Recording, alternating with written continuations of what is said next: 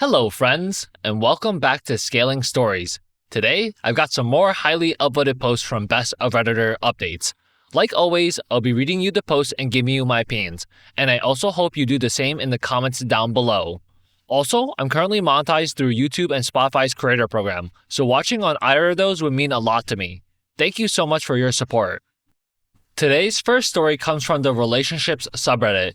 It was posted by gottabreakup on June 8th, 2016, and was titled, "Would it be messed up for me, 22 female, to break up with my boyfriend, 24 male, of a year in public?" My boyfriend Greg and I have been together for about a year. We don't live together, but spend most nights together and have a lot of stuff at each other's places. I love him, but I can't be with him anymore. He talks about wanting to live together and get married, etc., but he flat out refuses to go to therapy to deal with anger issues that have come up in our relationship and resulted in him having violent tendencies. He has never hit me, but our fights tend to get very physical.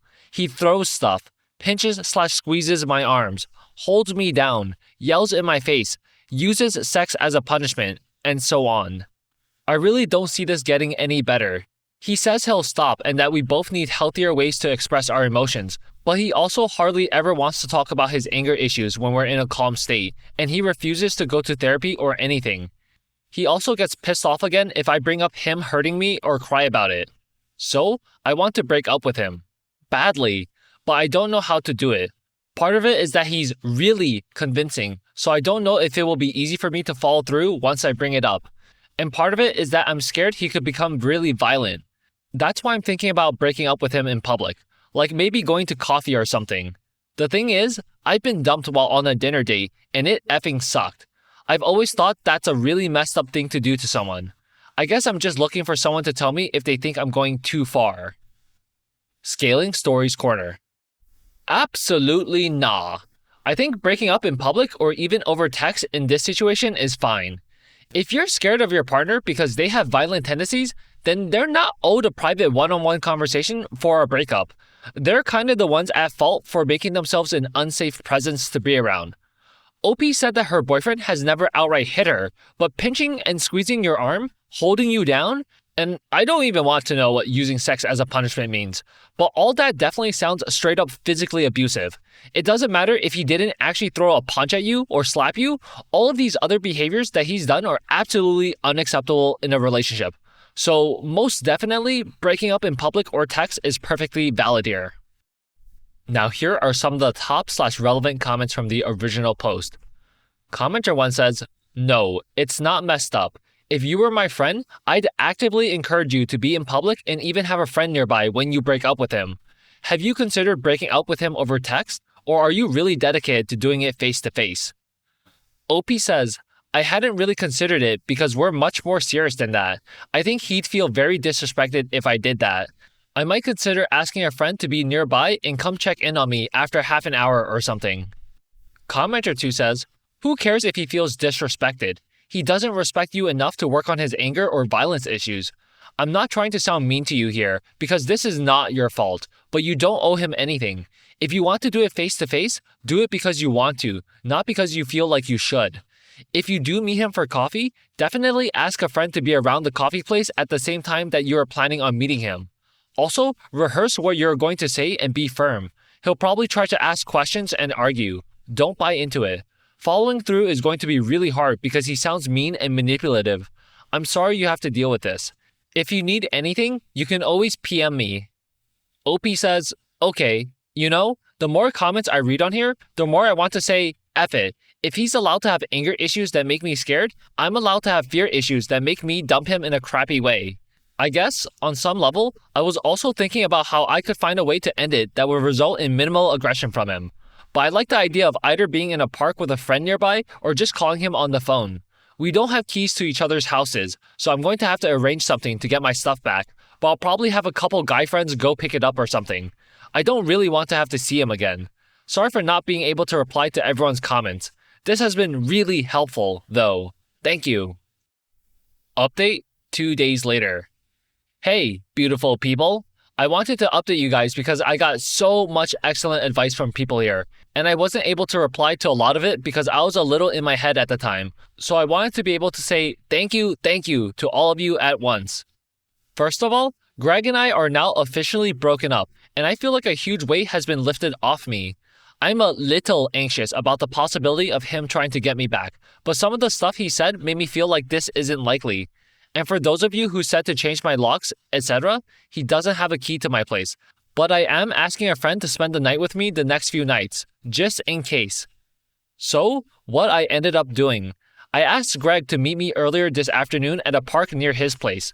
I sat on the edge of a fountain because it was a spot that was surrounded by people / had a lot of people looking towards it, but there was enough room that we could talk.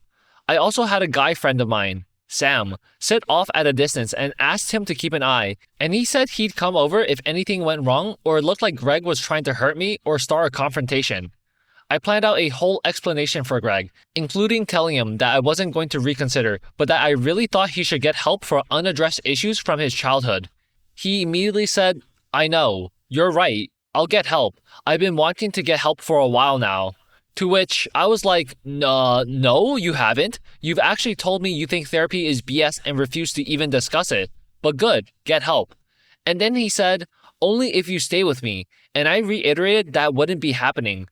He continued trying to talk me out of breaking up with him, like I knew he would, and made me sound really effing crazy for thinking it was a good idea. He kept saying stuff like, "You think it's abuse for me to hold your arms down while you're being a CNT and I don't know what crazy crap you're going to pull?" For the record, I have never been violent to him, except in trying to get him away from me, and he has no reason to expect this from me. And you just don't know what abuse is because you were spoiled. And when I would bring up specific instances, that never happened. You're making it sound so much worse than it was. I was just trying to de-escalate things, etc. Basically, giving up on telling me to stay and just trying to convince me I was making stuff up. At some point, he got really tense and quiet and snide, and he said, "Really? You think that's abuse? You think this is abuse?" And grabbed my arm really firmly and dug his nails in. I'm already getting bruises. I probably physically could have gotten away from him, but I kind of felt like my brain shut down because it hurt more than what he's done in the past, and because it was kind of an unexpected, perfect workaround for my plan, in that it probably didn't outwardly look like much, no one noticed, but still hurt. He continued to basically go after everything he knows is a sore point for me. "You're just a spoiled BTCH. You don't get it because the worst thing that's ever happened to you is that you regretted effing someone," referring to a very traumatic, forcible SA. "You're a fat CNT anyway," essentially targeting everything that was an insecurity for me. I now see he's been doing that in our relationship for a long time in more subtle ways. He's very good at reading people's weaknesses and using them against people. After he let go of me, I stood up and said no. I couldn't really think straight and started running towards Sam. Greg got up and tried to grab my arm and pull me back, and I stopped so he wouldn't yank my arm off. Sam saw this and came over and physically pulled him off of me and told him it's over and he needs to leave me alone and walk away. Sam is a big, pretty intimidating looking guy, a lot bigger than Greg, which was helpful here. Greg said, "F you both. She's got you believing her BS too." And then, "F you, you CNT, you don't deserve me," and walked away.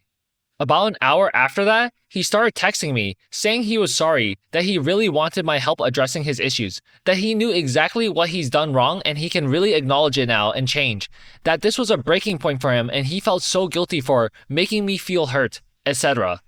I should have blocked him earlier, but I was texting about where to meet up until he got there, and afterwards kind of felt shaken and forgot about it. I blocked him on my phone and also on Facebook and Twitter. You apparently can't really block people on Gmail, only send their stuff to spam, but I did that too. I literally never want to see or hear from him again. I honestly thought I'd feel at least a little sad or guilty or what if-y, but I'm not. I'm so happy to be done with him. After the way he spoke to me today, I can honestly say that I was just wrong about him. I thought he was a good person who had issues, but he's not. He's a person who's 100% willing to hurt me in ways that no one should, and only apologetic about it when he faces consequences. I think he genuinely lacks the capacity for empathy. It doesn't hurt him to see me cry or hear that I feel scared. It only hurts him to know that might mean he doesn't get to be with me anymore. Everything he said and did was completely focused on how he felt and how he was reacting to things. So, yeah, I feel a lot of relief now, not only because he's gone, but because this affirmed to me once and for all that everything I thought was true, and I 100% did the right thing by breaking up with him. He's just not a good guy, and I tend to have a really hard time judging people, so I always chalked it up to his past and the fact that he was mistreated by others. But at a certain point, I also think it just doesn't matter why someone is the way they are, especially if they don't care about changing it until it affects them.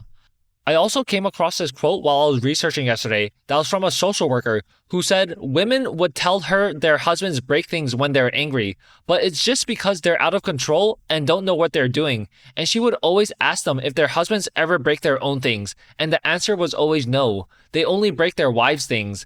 And the social worker said, basically, this proves that they aren't out of control. They know exactly what they're doing and do it anyway. The way Greg acted today reminded me of this. He figured out a perfect way to hurt me even though we were in public, and exactly what to say to me, and he wasn't yelling or getting in my face or being obviously aggressive because he knew he couldn't and was actually in control of his behavior. He just hurt me, physically and emotionally, because he wanted to, not because he had to. Okay, sorry this is so long-winded.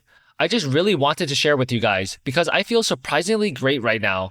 And I honestly have no idea how that would have gone if I hadn't gotten advice from you all first, but I suspect it could have gotten pretty ugly. Scaling Stories Corner. Well, I'm not surprised that Greg was actually a malicious piece of crap with how violent OP painted him out to be in the original post. This guy never loved OP at all. He had all these things ready to say about OP's insecurities, past traumas, and tried to make her believe that his physical abuse wasn't abuse at all. Those aren't things someone who really valued you would try to pull out when you tell them you want to break up. And I feel pretty validated in thinking that it should be okay to break up with people like that over text, because people like him can get dangerous real fast, given how Greg tried to physically stop OP from leaving when she was done with his BS. It's just looking like an unsafe position to put yourself in when the other person doesn't deserve your respect of having a face-to-face breakup. Now here are some of the top/relevant comments from the update post. Commenter 1 says, I'm so glad you're out of there and are safe. Also, it's great that you have such supporting friends who are there for you. OP says, yes, Sam is awesome. He's not even one of my closest friends, just the scariest looking, but I called him up and explained the situation, and he said, I'll do literally anything I can to help. He's an amazing person. I'm so grateful for his help, not only because he actually intervened when I needed him to, but because having that support and validation from someone IRL made me feel that much more convicted. Not that the support and validation from you guys wasn't enough. It's just nice to know someone who knows you has your back too. Commenter 2 says, stay vigilant, OP. When you leave your place or when you get home, don't get out of your car right away. Look around and make sure he's not waiting for you. Maybe think about carrying some pepper spray or whatever you're allowed to. And don't feel bad about asking people to walk you home or to your car, just in case. OP says, I'm going to try not to be alone at night, period, for a bit. I'm usually not anyway, and I'll get pepper spray too. Thank you. Okay, friends, so that concludes our first story of the day. Next up, we have a story from the Off My Chest subreddit. It was posted by @Scary on October 21st, 2023, and was titled, To all the parents of Reddit, please keep your children under control. Because of a careless parent, I am now disabled. It's another night where the pain won't let me sleep. Might as well get this off my chest while I wait for the painkillers to kick in. I, 22 female, used to work at a thrift store close to my town from December of last year until April. I used to go thrifting there with my mother. I applied out of nostalgia. The work was fast-paced, but I liked it. I would have liked it more if the clothes were cleaner, if the pay was minimum wage, and, if there were no kids that would attack you. We had many regulars who, with time, I became acquainted with, mostly because I was the only Spanish-speaking worker on the sales floor. One of them was a mother of 3 whose children always caused trouble, running around the store, breaking stuff, and no matter how many times I told the mother to keep her kids in line, she'd only scold them for a second, then let them cause havoc around the store again. I never would have guessed that one of her kids would attack me. This wasn't the first time the kid hit me, but it was the first time when it genuinely hurt. I don't know what the kid's head was made out of, but when the kid headbutted me full force on the hip while I was attending to his mother, I curled up and cried from the pain. I had to prevent the child from hitting me again while his mother was still looking at the red dress I handed her. My only guess as to why the kid attacked me was because I had the red dress in my hands, and the kid was playing pretend to be a bull. He was doing that foot thing you see bulls do in bullfighting. My managers didn't call an ambulance for me or refer me to a work accident doctor like they should have. I had to limp to my car and drive myself to my family doctor, where I waited 2 hours to be seen. I was given an x-ray, ultrasound, MRI, and painkillers. They detected an ovarian cyst, most likely from the hit. Doctors thought that was the source of my pain, but it has healed since then, and to this day, 6 months after the work accident, I'm still in pain, and I still limp. I'm currently in a workers' comp case with the thrift store's insurance, only because the mother fled when my coworkers confronted her and never came back. My lawyers said that when the case is over, I'm most likely going to be on some sort of disability pension, paid by the thrift store's insurance company, until or if I make a full recovery. It's been 6 months with no signs of getting better. I can't walk long distances. I can't sit down for long. I can't crouch. I can't jump. I can't run. And I can't lie on my left side anymore. The pain won't let me sleep. I constantly feel something whooshing around my left hip joint, and I have nightmares about that day. What I'm trying to say is, I really miss the mobility and life I used to have. My life is just constant pain now, and it's making me depressed. So, to all parents who might see this, please, for the love of God, keep your children under control. Scaling Stories Corner. So, that really sucks for OP. I think that mother really deserves some sort of confrontation or punishment for not watching her kids, and not even giving a single care to OP when her child attacked OP. Like, your child just brought the store employee to the ground in pain, and somehow you're still preoccupied with a dress in your hands. Like, I think this lady actually has some messed up behaviors.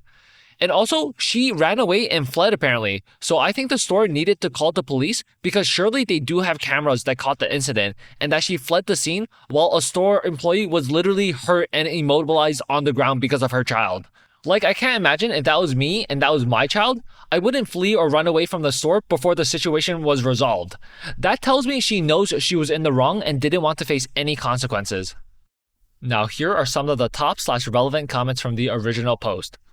Commenter 1 says, as a doctor, I can completely assure you that external trauma cannot cause an ovarian cyst. I'm sorry for your injury. OP says, I've read some comments about this, and I'm almost shocked by it. My family doctor had explained to me that's what caused it, so I just took it. When it burst a couple of days later, I was put on birth control to help it heal. I genuinely am just finding this out, and I'm sorry for all the confusion it caused. OP adds an edit to her post. Thank you everyone for your comments, support, and advice. I'm really grateful to all the kind people here. I am removing the post because I started to get threats from users who are calling this all BS. I now know there's no correlation with the ovarian cyst and the work accident, but my doctors had told me there was. I'm sorry for the confusion. I know it all sounds absurd, but it happened, and I'm in pain every day because of a careless mother and her reckless kid. I simply wanted to get this off my chest. I'm going to keep the post up purely because so many comments were so helpful, and I want to mention some things commented here to my lawyers. Again, thank you, everyone, who gave me advice and shared similar stories. I'm feeling hopeful and will advocate more for my health. Smiley face. Update 3 months later. It's been around 3 months since I posted here, ranting about my work accident. If this is your first time seeing this, I had a work accident at my old job at a thrift store where a kid who was known to be trouble headbutted me in the hip, and the mother denied it all and fled. Ever since, I have been more persistent with the workers' comp after everyone told me that I was misinformed and not represented well. I waited this long because just this month, I got the news of what's really wrong with me. At first, I was told that my ovary and the cyst around it were the cause of the pain, that the kid hit me so hard that it caused a cyst to form and pop. Just thinking that's what I believed is silly, but like I said, I was misinformed. 2 MRIs with contrast later, they figured out that I had a labral tear on the left hip joint, as well as hip bursitis, a swelling of the bursae. I haven't been able to work or walk well since April of last year. I've been taking it as calmly as I can.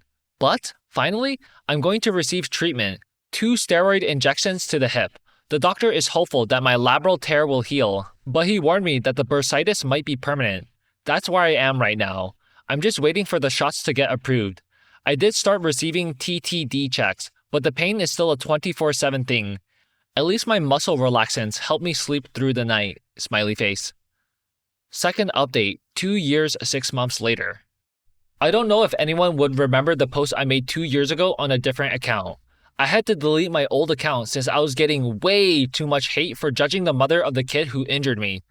I'm talking hundreds of people arguing in the comments and many nasty DMs. However, after 3 long years, it's nearing its end. The first 3 paragraphs are a recap. Editor's note: I would normally take the recap out, but OP described the events in more detail, so I figured it would be good for you to read it all. I used to work at a very popular thrift store chain in the US. I started working for them when I was 21 in 2022.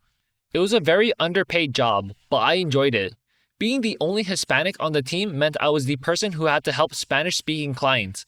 Most of them were incredibly nice, but a frequent shopper, a mom of 3, none older than 10, would give the store a horrible time. She'd let her children run around the store unattended. They'd climb the clothing racks, cause havoc in the toy section, and damage whatever they could. I felt more like a babysitter at that point. And, of course, no matter how many times I tell the mother to tend to her children, she never once listened. One day in April 2023, the same mother and children came to the store, and the mom had questions about a dress she saw on the racks. She handed me the dress, seeing if I could figure out how to style it, and I swooshed it around, trying to figure it out. In the corner of my eye, I saw her middle child, maybe 6 years old, doing that same mannerism bulls do before they attack the matador. I didn't mind it and continued helping the mother when the kid suddenly rammed into me full force with his head, right on my left hip joint. Only the people who have experienced a labral tear know how that felt. I couldn't fathom how much pain I was in over something so ridiculous. The mother didn't even berate her son or tell him to stop. In fact, the kid tried ramming me a second time when I had to physically hold his head and yell at the mom to keep her child away from me. The rest was such a haze. I don't remember asking to go home early, but I ended up at my primary doctor, too broke to go to the ER. They thought this was an ovary issue at first. I used up all of my sick days trying to recover, and I quit my job once my coworker told me that both my managers were speaking ill of me, insisting I was faking my injury. The mother never came back to my workplace either. Once my savings were emptied out trying to figure out what was wrong with me, my family convinced me to open a workers' compensation case.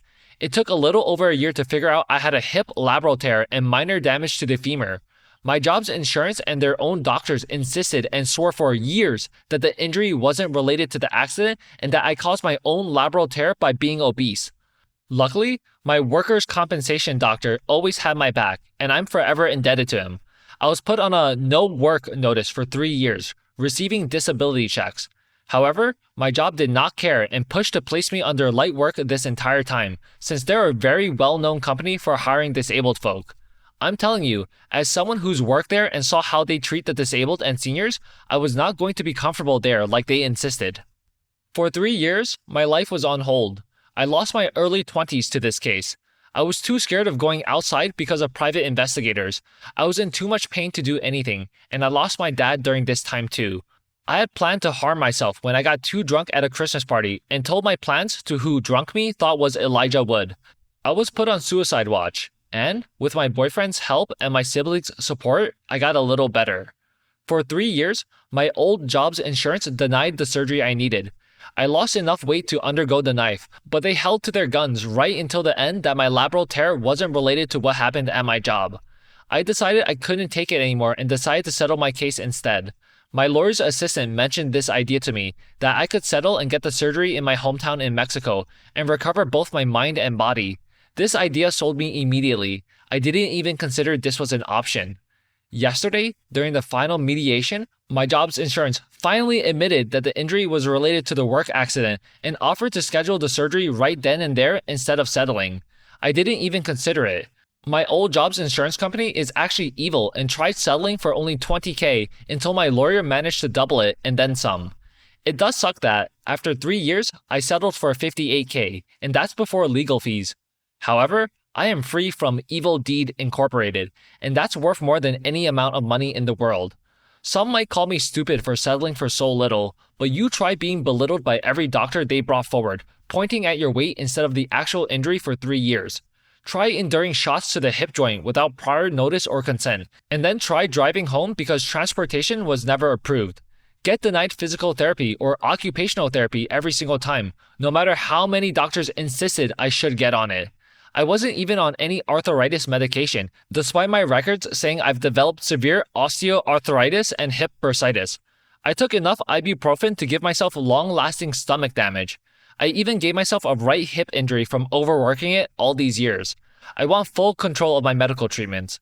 I don't want to be scared of going outside anymore. I want to catch up with everyone my age. For the first time in years, I'm hopeful about my future. Once I get the surgery, I want to fulfill my goal, the whole reason why I even started working, which was to afford college. When I'm physically better, the first thing I'll do is hike the mountain I couldn't before because that's where my dad's ashes are. The nightmare is nearing its end. I survived. Yippee. Scaling Stories Corner. Wow. I'm glad things are finally looking up for OP, and I don't think it was dumb of her to settle. Maybe if she didn't settle, she would have been able to get a bigger amount or something from her job's old insurance. But that would have taken God knows how long when OP has already spent so many years dealing with this issue. And these years are super important to her. While to that job's insurance company, they might just F around for God knows how long because time isn't of the essence for them. They actually have this time-wasting BS down to a science, and it's actually so messed up of them. Also, it's messed up how OP couldn't get proper care for so long and was constantly blamed for issues because of her weight. Like, to be the medical professional on the other end and accusing OP of all these things that aren't her fault, I think you're actually such an evil human being. Now here are some of the top/relevant comments from the update post. OP adds in a comment, I forgot to mention that for the first year and a half of my injury, I was a caregiver to my dad, who later died of pulmonary fibrosis. Looking back, I genuinely don't know how I managed to do that. The day he died was the day I found out I was being followed by private investigators. My dad was already in at-home hospice care. My siblings were taking turns during the night to monitor him as he was deteriorating fast since entering a coma-like state where he couldn't stay awake for more than a couple of seconds. I stayed up with him from 4 a.m. until I had to leave for my workers' compensation doctor's office to receive the private investigator news that I was unaware of. The last words I told him were that I'd tell him all about my doctor's visit when I came back. He nodded and smiled. I kissed his forehead, and when I came back home, already mortified over private investigators, my dad was already gone. I don't think I can ever forgive my old job for robbing me of the last moments I could have had with my dad. Everyone but me managed to say goodbye.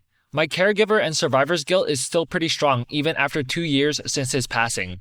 When my lawyer told me if I went ahead with the surgery with them, that they'd expect me back to work, I decided to settle, cut ties forever with them. I don't want to return ever, not only for the mistreatment, but because I never managed to properly say goodbye to my dad. F goodwill, man. Commenter 1 says, there were no repercussions for the mom? I would have gone crazy pressing charges. I'm happy that this is finally nearing its end for you, and you can continue with your life now. That's amazing. OP says, the mom actually came back the very next day as if nothing happened. Instead of immediately calling the police, my coworkers surrounded the mom, yelling at her, and tried to trap her in the store until the cops arrived. She obviously got really scared and managed to flee before they could even call the police. I tried working for a week after I used up my vacation days, just to see if she'd come back. However, once I realized she wasn't coming back, it wasn't worth the hip pain to continue working, and once I heard that the managers were gossiping about my injury, I quit. I heard years later that 2 other coworkers walked out the day after me in solidarity. Edit.